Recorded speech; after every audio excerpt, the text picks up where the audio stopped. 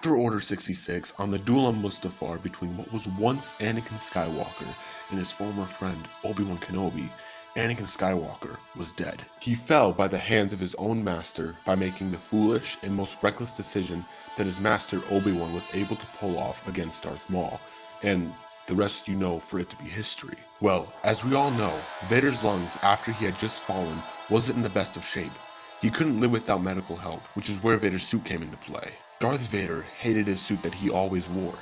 He was always in constant pain, as there were hundreds of needles sticking in him every time he wore it. He hated wearing his mask that covered up his sickening scars that he still needed to heal. However, he wore his mask and suit, yes, to keep him alive, but to also strike fear into anyone who he sought out, which, according to George Lucas' plans for Star Wars, Darth Vader chose to remain in his armor to intimidate and dominate others.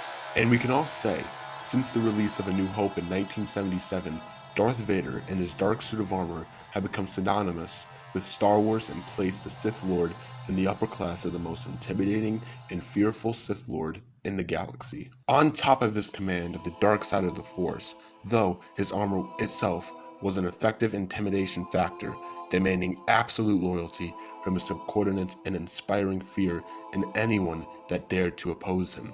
We even got some insight of the creator of all this as well.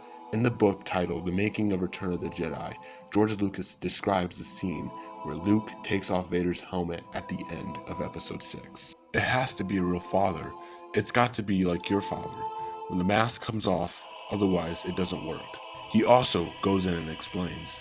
The whole point is that he might have been able to live without all that stuff, but he would have been a weak pile of nothing. This is all cool from George Lucas, but it doesn't really help us any. From my sources, if we look at it this way, Vader could have actually lived without his suit.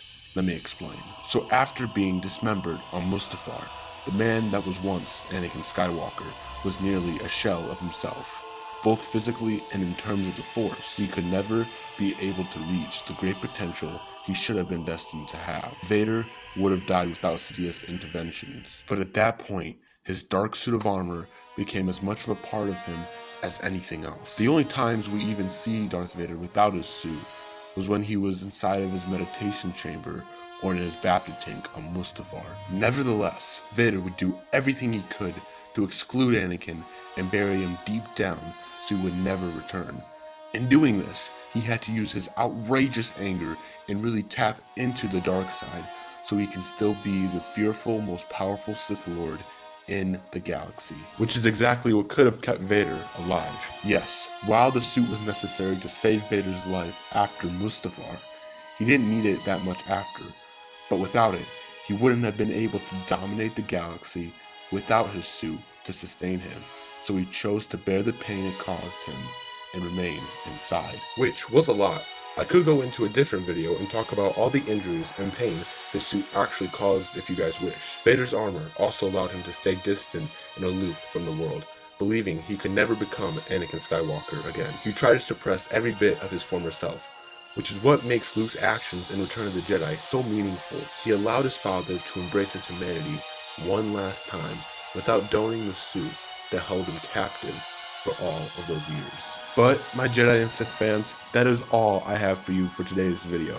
Let me know, do you think Vader could have always lived without his suit, or do you think he always needed it? I would really like to know your guys' opinions down below.